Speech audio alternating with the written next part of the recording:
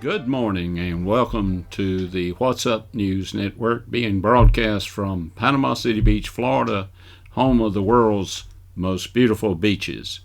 I am Jim Free with Jim Free Realty. If you would do me the honor and hit the subscribe button just below the picture, I would certainly appreciate it. This video will be different than regular real estate videos. I've been looking at the possibility of becoming a snowflake. After all, the vote doesn't seem to be going my way. I have a lot of questions. I'm new at writing, so I don't know really where to start. I don't know whether I should start with a Bass Pro Shop, or since I like electronics, maybe Best Buy might be the best place to loot. Heck no, I'm not going to be a snowflake or a looter. It just doesn't fit my DNA. My dad was a fighter, and if you look at the bumps and humps on his nose, you probably will recognize that he didn't win every fight. When I was a kid, there was a boy in my neighborhood that was the same age, but he was a little bit bigger and he was tough. He likes to push me around and hit me, and then I was a little afraid of him to respond to him. So one day my dad was witnessed my friend hitting me, and that night after supper, or dinner as you Yankees have taught us to say, my dad said he wanted to talk with me. He said, "Son, I don't want you to ever start a fight, but when Ray hits you again and you don't hit him in the nose, I will give you a good whipping." And I knew that when my dad said he was going to give me a good whipping, he didn't mean that I was going to enjoy it. In fact, when I knew I was going to get a whipping, I would, and had the opportunity, I'd put on an extra pair of blue jeans to lessen the sting of my dad's belt. Dad would always say, "This hurts me a lot worse than it does you." I didn't really believe that until I became a parent. I didn't receive near as many whippings as I should have, but they were all memorable occasions. I don't think I slept any that night thinking about what Ray was going to do with me when I hit him in the nose. Well, a couple of days later, Ray kicked me in the shin, and I socked him in the nose. To my surprise, he started crying and ran home. From then on, we remained friends, and we never hit each other again. This taught me not to push someone, but when they push you, sometimes you have to push back.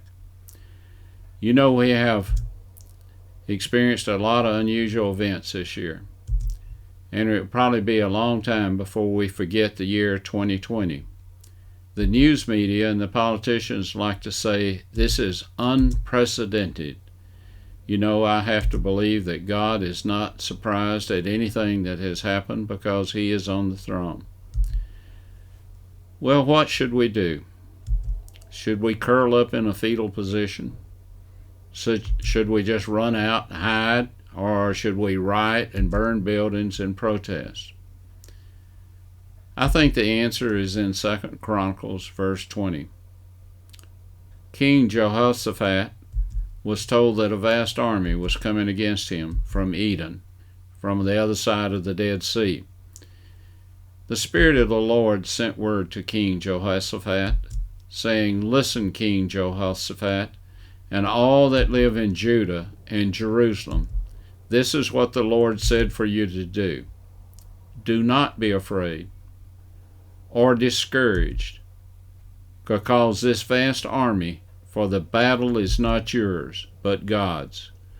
You will not have to fight the battle. Take up your positions, stand firm, and see the deliverance the Lord will give you." Does that mean that we should do nothing? Of course not. He wants us to take up our positions, stand firm, and fear not. Do you know that fear not appears in the Bible 365 times? And you will notice that the Lord also told Jehoshaphat and the people of Judah and Jerusalem not to be discouraged. My son Jason reminded me that life is just a vapor that appears for a little while and then vanishes away. If the span on this earth is measured as a vapor compared to the life in eternity, think how short 4 years is in the grand scheme of things. We are commanded to love our neighbor as ourselves, and that means we can love them without agreeing with their politics. We must pray for the leaders of our country, national, state, and local, that they may have wisdom, integrity, protection, guidance, and awareness of God's presence. We must be aware that Satan came to steal, kill, and destroy. And just like Charlie Daniels said in his song, the devil came down to Georgia. And let me tell you, the devil's on his way back down to Georgia because there are 2 U.S. Senate seats that will be in runoffs. It is important that Christians support David Perdue and Kelly Loeffler to retain their Senate seats. The DNC and the liberals will be sending millions of dollars to try to turn these Senate seats blue. Please send donations to these candidates. If you are a Georgia resident, get out and work for them. Vote early, vote often. Dead people have a right to vote. These are quotes sometimes attributed to Mayor Daley, but attributed to someone in Chicago in politics. And we have laughed about them, but now, not just in Chicago, it's all over our nation. The sad thing is that no one trusts the results of our elections. I am a strong believer in states' rights. I also believe that when state government acts irresponsible in setting and changing laws, rules, and regulations just days before an election to favor one candidate over another in a national election, they should be held responsible for the consequences.